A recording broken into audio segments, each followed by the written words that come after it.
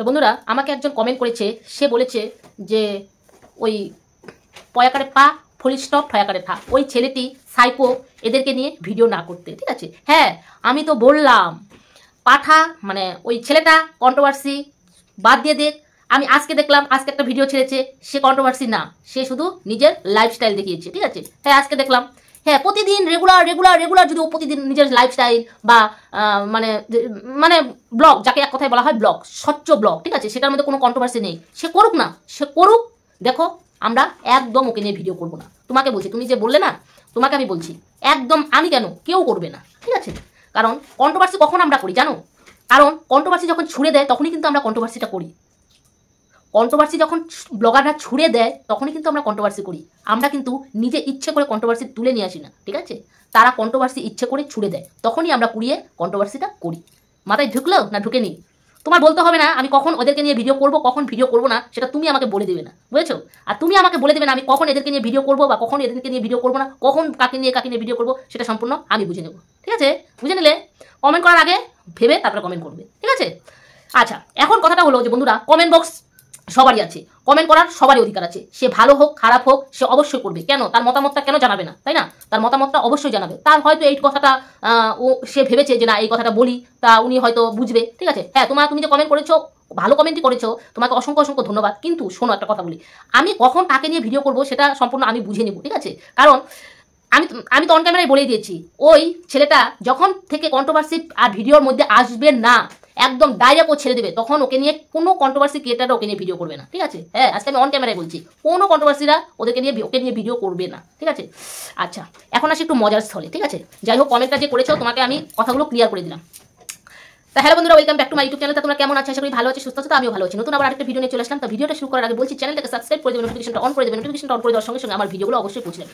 তা এখন কথাটা হলো, আমি যখন পাঠার বিরুদ্ধে হয়ে কথা বলছি, পাঠাকে নিয়ে যখন নেগেটিভ ভিডিও করেছি, তখন থেকে আমাকে দুটো আমাকে বলছে যে তোমাকে আমি আনসাবস্ক্রাইব করে দিলাম, তোমাকে আমি আর সাবস্ক্রাইব করবো না, তোমাকে সাবস্ক্রাইব করবো না। ঠিক আছে, আচ্ছা কথাগুলো শুনে খুব খারাপ লাগলো। আবার ভাবলাম কেন ও আমাকে আনসাবস্ক্রাইব করবে দেখে আমি ভুল পথে যাব? সে ধরনের মানুষ তো আমি নই।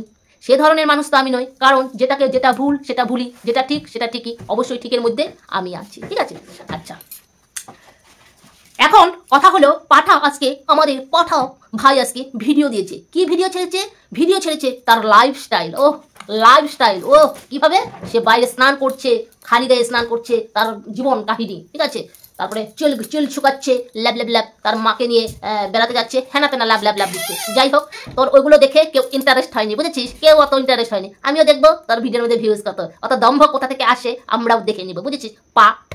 আচ্ছা এখন কথাটা হলো, তুই বললি যে তুই আর ইউটিউবে আসবি না। আচ্ছা এই কথাটাও তোর কতদিন থাকে আমি দেখে নিব। তুই ইউটিউবে থাকবি না, এটা তো অন ক্যামেরায় বললি। ঠিক আছে, ব্লগে কিন্তু বলি যে আমি ইউটিউবে এই ঝামেলাগুলো মিটে গেলে, ঝামেলা তো মিটে যাবেই, ঝামেলা মিটার জন্যই তো এগুলো সব হচ্ছে। ঠিক আছে, ঝামেলা মিটার জন্যই তো এত কিছু হলো, এখন তো মিটে যাবেই, তোকে তো মুক্তি দিয়েই দিয়েছে। এখন ঝামেলা মিটে যাওয়ার পরে তুই বললি যে আমি আর ইউটিউবে থাকবো না, এটাও আমি দেখে নিব তুই কতদিন ইউটিউব তুই কতদিন করিস বা ইউটিউব কতদিন করিস না। ঠিক আছে, আমি সব দেখে নিব পাই টু পাই, তুই কখন ভিডিও ছাড়িস, কি ভিডিও ছাড়িস, কখন কন্ট্রোভার্সির ছোঁয়া আছে কিনা, পাই টু পাই আমি কি করে নিব, দেখে নিব, বুঝেছিস? আচ্ছা দাঁড়া, চার্জারটা একটু দিয়ে নি, তারপরে তো অনেক মজার আছে আজকে ভিডিওটা। ঠিক আছে, অনেক মজার আছে, চার্জটা দিয়ে নিলাম। আচ্ছা বন্ধুরা, একটা আমি কথা বলছি, কথাটা হলো এখানে তো মহা বিপদ হয়ে দাঁড়ালো। কি বিপদ? এখন যদি সাপোজ, এটা তো সত্যি কথা নয়, কারণ পাঠার ইউটিউব ছাড়া চলবে না, এই কোম্পানিতেই ঢুকুক আর সম্পানিতেই ঢুকুক আর প্রমোশনই করুক, কত টাকা পাবে, তাই না? এই কন্ট্রোভার্সির ছোঁয়া আছে দেখাই এরা ভালো মতো চলতে পারে, ফিরতে পারে, খাইতে পারে, দম্ভ করতে পারে, অহংকার করতে পারে, মেয়েদেরকে নিয়ে ফুর্তি মারাতে পারে, তাই না? আচ্ছা যাই হোক, এটা আমার ভিডিওটা সম্পূর্ণ পাঠাকে নিয়ে নেয়, আছে দুটো ক্রিয়েটার। ঠিক আছে, আমি এখন তোকে ভাই তোকে ভাবছি যে তুই যে কন্ট্রোভার্সি ইউটিউবে যদি না থাকিস তাহলে দুটোর কি হবে? দুটো হাতি ঝুলন্ত হাতি, অনেক দিন পরে তোকে নিয়ে আসলাম, বুঝেছিস? অনেক দিন তুই কি ভাবছিস যে আমি পাঠাকে নিয়ে নেগেটিভ ভিডিও করেছি দেখে আমি কি বদলে গেছি? না, যত ইউটিউবের মধ্যে আমার যতই শত্রু থাক, সবাই আমার শত্রু বা মিত্র, কিন্তু তোরা দুজন শত্রুই হয়ে থাকবি, বুঝেছিস? তোরা দুজন, তোরা সবাইকে কিভাবে যে পার্সোনাল অ্যাটাক করে ভিতরটা করে জর্জরিত করে ফেলিস, যেটা কোনো দিন হয় না সেটাও বানিয়ে ফেলিস। আচ্ছা, এগুলো পুরোনো কাশুন্ডি ঘাটছি না। এখন কথাটা হলো ঝুলন্ত হাতি, এই ঝুলন্ত হাতি মানে মাথার মধ্যে গাবের পড়া। এই তুই কি কেমন করে চলবে তোর বলতো, কেমন করে চলবে?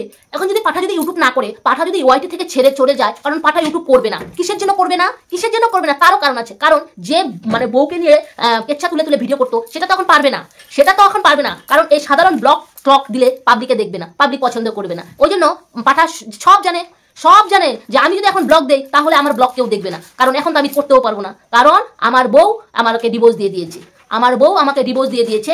ওই জন্য আমি এদেরকে নিয়ে কোনো কেচ্ছা তুলতে পারবো না, কোনো ভিডিও করতে পারবো না। এই ব্লগ করে আমার লাভ নেই, পাঠা জানে। এই জন্যই আজকে এই হিন্সটা দিয়ে দিল যে আমি ইউটিউব থেকে সরে যাচ্ছি। কি আমরা না ভাত খাই, বুঝেছিস? পাঠা ভাত খাই আর ঘাসের মুখ দিয়ে চলি না, সব বুঝতে পারি, বুঝেছিস? আর আচ্ছা, ঝুলন্ত হাতি, তোর উপায়টা কি হবে? এখন যদি তুই এই পাঠাকে নিয়ে যদি ভিডিও না করতে পারিস, তাহলে তুই কাকে নিয়ে ভিডিও করবি? কাকে নিয়ে? পাঠাকে নিয়ে যদি ভিডিও না করিস, তাহলে তো পাবলিকও তোর ভিডিও দেখবে না। তাহলে কি হবে? ঝুলন্ত হাতি, কি হবে? আমরাও না ভিডিও করি মানুষকে নিয়ে, আমরাও এই পাঠাকে নিয়ে ভিডিও করি, ওই পাঠিকে নিয়ে ভিডিও করি, হ্যানাকে নিয়ে ভিডিও করি, তানাকে নিয়ে ভিডিও করি, কিন্তু এতটাও নোংরা কথা বলে আমরা ভিডিও করি না, কিন্তু এতটাও পার্সোনাল অ্যাটাক করে আমরা কাউকে ভিডিও করি না, কিন্তু এতটাও মানুষের ভিতরে এতটা দুঃখ দিয়েও আমরা ভিডিও করি না। কারণ তুই সেটা করিস, বুঝেছিস? মাথা মোটা গোবর পোড়া, তুই সেটা করিস। এখন কি করবি? যদি পাঠা যদি কন্টেন্ট না দেয়, তাহলে তুই কি কন্টেন্ট করে খাবি? হাতি, যা, তোকে একটু প্রমোশন করে দিলাম, বুঝেছিস? একটু প্রমোশন করে দিলাম। যাই হোক পাঠা, যাই হোক, তোর চালাকি আমরা বুঝতে পেরেছি।